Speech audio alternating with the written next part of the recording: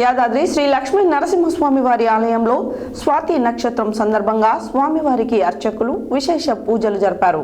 శ్రీ స్వామివారి జన్మ నక్షత్రమైన స్వాతి నక్షత్రం సందర్భంగా ఆలయంలో 108 కలశాలకు పంచరాత్ర ఆగమ శాస్త్ర ప్రకారం శతఘటాభిషేక పూజలు నిర్వహించారు.